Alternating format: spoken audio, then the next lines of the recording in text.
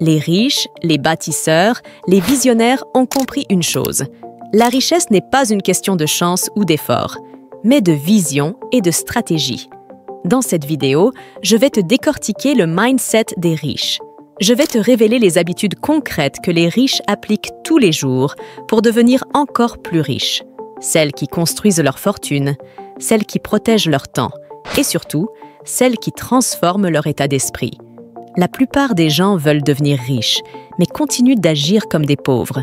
Ils dépensent avant de réfléchir, consomment avant d'investir, rêvent au lieu d'agir. Cette vidéo n'est pas pour ceux qui cherchent des excuses, mais pour ceux qui veulent comprendre comment penser comme les riches, agir comme les stratèges et bâtir une fortune qui ne dort jamais. Cette chaîne n'est pas pour ceux qui se contentent de la médiocrité, qui passent leur vie à regarder les autres réussir. Sur cette chaîne, il n'y a pas de blabla. On parle de stratégie, de discipline, de mentalité de gagnant. Si tu es prêt à changer tes habitudes, à penser différemment et à agir comme quelqu'un qui mérite la richesse et le succès, tu es au bon endroit. Alors installe-toi confortablement. Respire un bon coup et prépare-toi à voir ta vision du succès complètement différente. Si ça te met un léger stress, c'est bon signe. Ça veut dire que ton cerveau réalise que tu commences enfin à jouer dans la cour des grands. Numéro 1. Les riches voient les opportunités là où les pauvres voient les obstacles. Face à un problème, la plupart des pauvres se disent « C'est trop risqué, je ne peux pas, ce n'est pas le bon moment ». Mais les riches, eux, se demandent « Comment puis-je en tirer profit ?»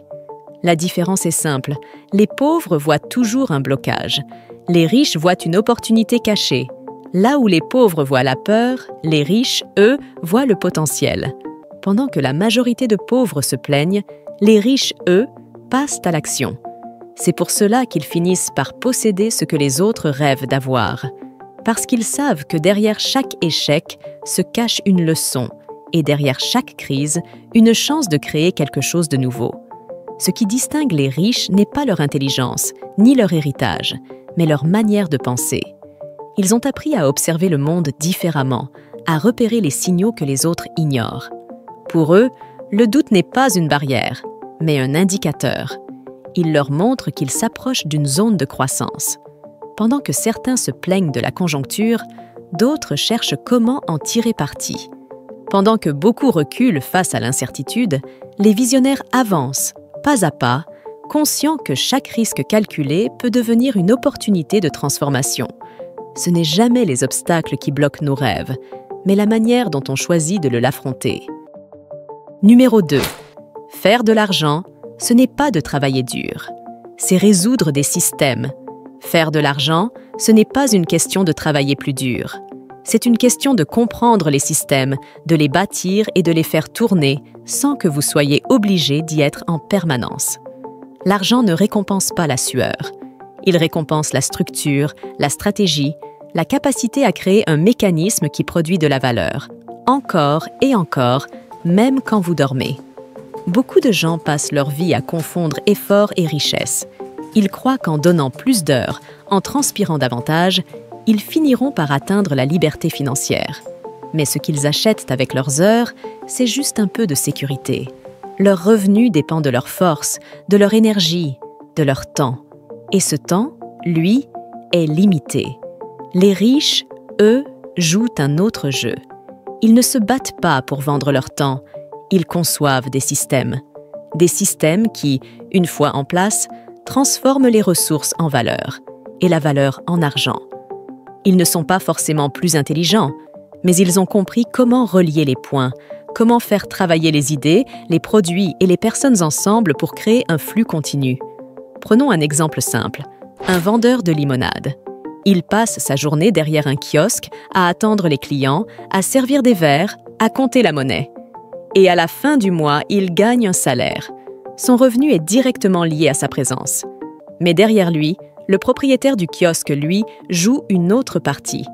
Il ne vend pas la limonade lui-même. Il imagine le produit, choisit le lieu de vente, recrute quelqu'un pour tenir le stand, négocie les prix du sucre et des citrons et met en place toute une chaîne logistique. Résultat, pendant que les autres travaillent, lui construit un réseau qui travaille pour lui. En langage business, cela s'appelle une chaîne de valeur. Fournisseur, distribution, vente, client final. Le vendeur n'est qu'un rouage. Le propriétaire, lui, contrôle le système. Et la règle est simple, l'employé touche 1 euro pour chaque 10 euros qu'il génère pour son patron. Parce que celui qui conçoit la machine, celui qui la fait fonctionner, récolte toujours la plus grosse part du gâteau. La différence entre ces deux personnes n'est pas dans la quantité d'efforts, mais dans la vision. L'un échange son temps contre de l'argent. L'autre transforme un concept en machine à valeur. C'est ça, la clé. Apprendre à bâtir des systèmes qui tournent même quand vous dormez. Parce que la richesse, la vraie, commence là où votre temps cesse d'être la seule monnaie que vous possédez. Alors la vraie question est là. Voulez-vous continuer à faire tourner la machine ou apprendre à la construire? Parce qu'à partir du moment où vous savez résoudre les processus, automatiser et optimiser, vous cessez d'être une pièce du puzzle. Vous devenez celui qui le crée. Et c'est là que commence la richesse et le succès. Numéro 3. Si tu ne gagnes pas de l'argent pendant que tu dors, tu vas rester pauvre toute ta vie. Écoute-moi bien. Tant que tu échanges ton temps contre de l'argent, tu resteras pauvre toute ta vie. C'est pas moi qui le dis, c'est Warren Buffett, l'un des investisseurs les plus riches du monde. Tu peux travailler plus dur, plus longtemps, même sacrifier tes nuits. Mais jamais tu ne pourras dépasser les limites du temps, car le temps, lui, ne s'achète pas. Il ne s'allonge pas. Il te rappelle chaque jour qu'une journée n'a que 24 heures, pas une de plus. Ceux qui deviennent vraiment riches et libres ont compris une chose essentielle. Leur richesse ne dépend pas de leur présence. Ils ne travaillent pas pour l'argent. Ils bâtissent des mécanismes qui travaillent pour eux. Pendant qu'ils dorment, leurs idées produisent, leurs entreprises tournent, leurs investissements fructifient. Ce n'est plus eux qui servent la machine. C'est la machine qu'ils ont créée qui les sert. Observe le piège dans lequel la plupart tombent. 8 heures de sommeil, 8 heures de travail, 2 heures perdues dans les transports. Et il reste quoi? 6 petites heures pour manger, passer du temps avec sa famille, apprendre, respirer. Bref, 6 petites heures pour vivre. Alors, beaucoup finissent par renoncer à ce qui compte vraiment. La famille, les relations, les passions, la santé. Ils troquent la liberté contre la sécurité, l'ambition contre la routine. Et un jour, ils se réveillent en se demandant où est passée leur vie. Mais toi, tu n'es pas né pour survivre. Tu es né pour créer, pour t'élever au sommet, pour bâtir une existence où ton argent, ton temps et ton énergie travaillent ensemble à ton service. Gagner de l'argent pendant ton sommeil, ce n'est pas un luxe. C'est la seule voie vers la vraie richesse et la liberté, celle du temps retrouvé. Numéro 4. Ne te concentre pas sur les économies, concentre-toi sur tes revenus. Beaucoup passent leur vie à traquer les réductions, à découper des coupons, à comparer les prix pour économiser quelques euros. Mais 1 euro économisé n'est pas 1 euro gagné. C'est juste 1 euro. Si ton heure vaut 100 euros, pourquoi en perdre 2 heures à faire le tour de 3 supermarchés pour économiser 10 euros? Ce n'est pas de la rigueur financière, c'est une erreur stratégique. Ton temps est ton actif le plus précieux et chaque minute investie dans de petites économies est une minute perdue à créer de la vraie richesse. Ce temps-là devrait servir à augmenter ton revenu, pas à réduire tes dépenses. Apprends une compétence qui a de la valeur sur le marché. Le marketing digital, la négociation, la communication, la maîtrise d'un outil comme Excel ou même créer une chaîne YouTube. Chaque connaissance ajoutée à ton arsenal augmente ta valeur horaire. Et plus ta valeur augmente, plus ton revenu potentiel s'envole. Souviens-toi, il existe une limite à ce que tu peux économiser, mais aucune limite à ce que tu peux gagner. Les économies te protègent du manque, les revenus te libèrent de la peur. La vraie richesse ne se trouve pas dans la réduction des dépenses, mais dans l'expansion de ton potentiel.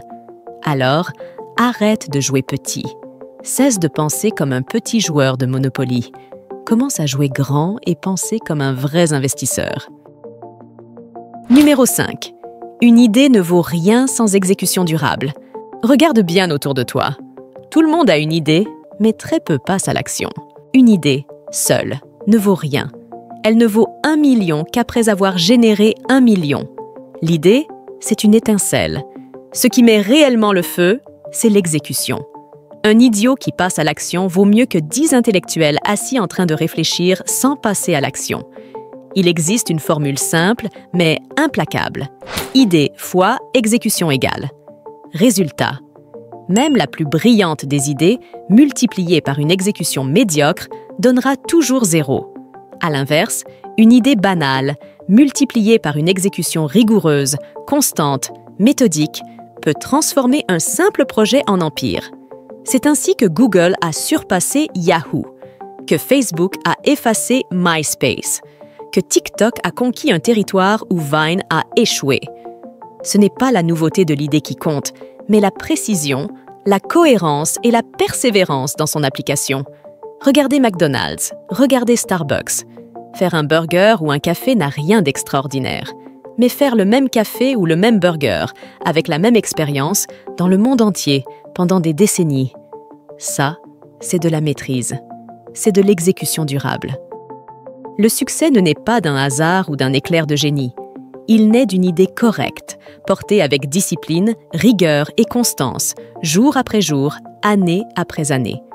Le monde n'appartient pas à ceux qui ont les meilleures idées, mais à ceux qui les exécutent. Encore, encore et encore. Le succès n'attend jamais ceux qui doutent. Il récompense ceux qui décident maintenant. Pendant que tu réfléchis, quelqu'un d'autre agit. Pendant que tu cherches encore la bonne opportunité, un autre la crée. Le monde appartient à ceux qui osent transformer leurs idées en mouvement, leurs ambitions en stratégie, leurs rêves en réalité. Les riches, les visionnaires, les bâtisseurs, ils n'ont pas commencé avec plus de moyens. Ils ont juste commencé là où les autres ont hésité. Merci beaucoup pour ton temps. Et si cette vidéo t'a parlé, ne la laisse pas s'éteindre avec ton écran. Abonne-toi, partage-la à quelqu'un qui doit l'entendre et surtout, passe à l'action. Parce que le prochain chapitre de ta vie ne s'écrira pas demain. Il commence ici, maintenant.